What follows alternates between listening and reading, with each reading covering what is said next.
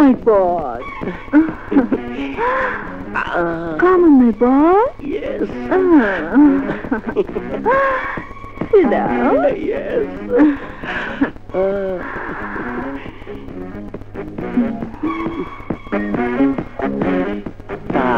আপনি এক অসহায় মহিলা, আমার কেউ নেই, থাকি কর্মজীবী মহিলা হোস্টেলে, কাজ করি এক খবরের কাগজে।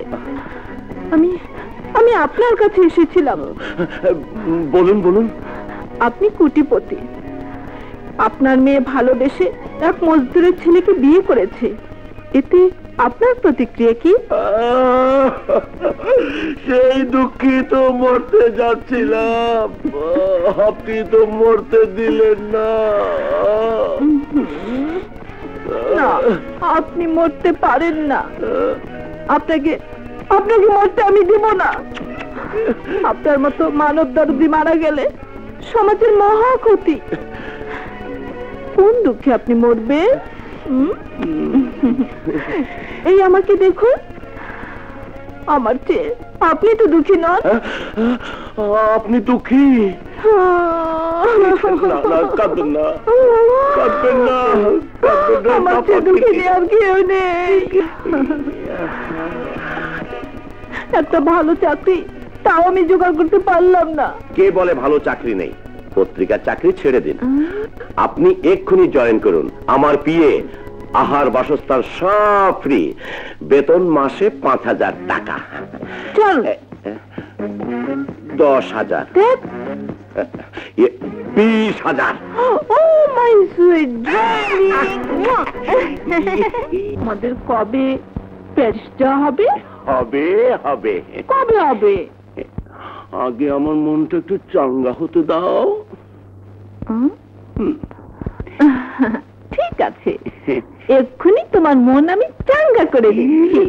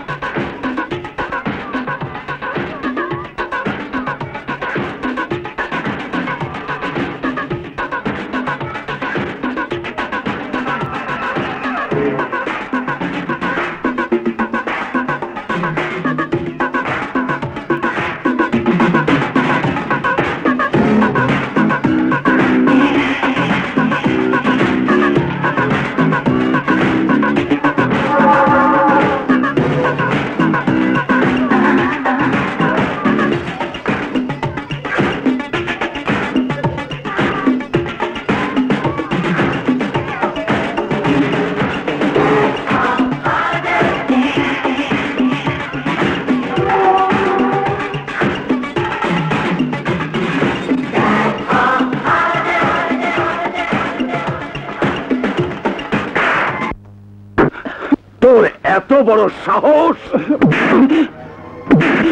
আমার সঙ্গে বেয়াদবি, আমার সঙ্গে চিটিং! আজ তোকে মেরেই ফেলবো, মেরেই ফেলবো, মেরেই ফেলবো, মেরেই ফেলবো। হুজুর, হুজুর আমাকে মাফ করে দিন হুজুর। এছাড়া আমার আর কোনো উপায় ছিল না। ছোটবেলা থেকে আপনার কাছে মানুষ হয়েছি, আপনি আমাকে তাড়িয়ে দিয়েছিলেন। দিনের পর দিন না খেয়ে মানুষের ধারে ধারে ঘুরেছি, কোনো কাজ পাইনি। শেষে আপনার কাছে ফিরে এসেছিলাম, ভয় ছিল আবার আমাকে তাড়াতে পারেন। বিশ্বাস করুন হুজুর, বিশ্বাস করুন, তাই বাধ্য হয়ে ছদ্মবেশ নিয়েছিলাম। আপনি আপনি আপনি আমার বাপ মা হুজুর, আর আমাকে আশ্রয় দিন, নিকলাতে আমাকে খুন করে ফেলুন। ঠিক আছে, ঠিক আছে, কিন্তু খবরদার এই কেলেঙ্কারির কথা যেন কেউ না জানে। জি জি জি হুজুর। ঠিক আছে। রাবেয়া, কাজ করো, আমি একটু বাথরুম থেকে আসি। বাথরুমে যাইতেছেন না সিগারেট টানতে যাইতেছেন?